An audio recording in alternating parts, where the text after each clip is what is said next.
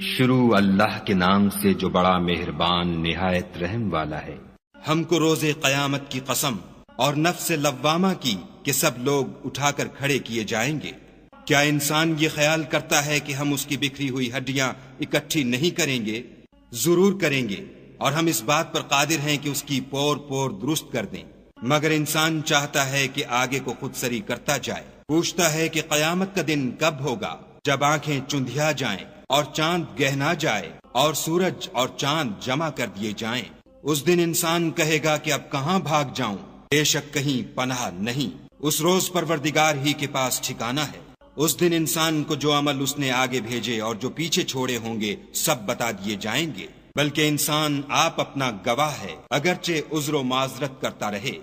اور اے محمد صلی اللہ علیہ وآلہ وسلم، وحی کے پڑھنے کے لیے اپنی زبان نہ چلایا کرو کہ اس کو جلد یاد کر لو۔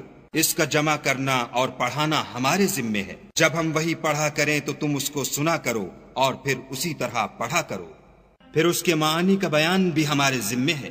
مگر لوگو تم دنیا کو دوست رکھتے ہو اور آخرت کو ترک کیے دیتے ہو۔ اس روز بہت سے منہ رونق دار ہوں گے اور اپنے پروردگار کے محو دیدار ہوں گے، اور بہت سے منہ اس دن اداس ہوں گے، خیال کریں گے کہ ان پر مصیبت واقع ہونے کو ہے۔ دیکھو جب جان گلے تک پہنچ جائے اور لوگ کہنے لگیں اس وقت کون جھاڑ پھونک کرنے والا ہے، اور اس جاں بلب نے سمجھا کہ اب سب سے جدائی ہے اور پنڈلی سے پنڈلی لپٹ جائے۔ اس دن تجھ کو اپنے پروردگار کی طرف چلنا ہے۔ تو اس عاقبت ناندیش نے نہ تو کلام خدا کی تصدیق کی نہ نماز پڑھی، بلکہ جھٹلایا اور منہ پھیر لیا، پھر اپنے گھر والوں کے پاس اکڑتا ہوا چل دیا۔ افسوس ہے تجھ پر پھر افسوس ہے، پھر افسوس ہے تجھ پر پھر افسوس ہے۔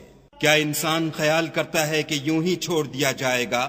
کیا وہ منی کا جو رحم میں ڈالی جاتی ہے ایک قطرہ نہ تھا؟ پھر لوتھڑا ہوا، پھر خدا نے اس کو بنایا، پھر اس کے اعضاء کو درست کیا، پھر اس کی دو قسمیں بنائیں، ایک مرد اور ایک عورت۔ کیا اس کو اس بات پر قدرت نہیں کہ مردوں کو جلا اٹھائے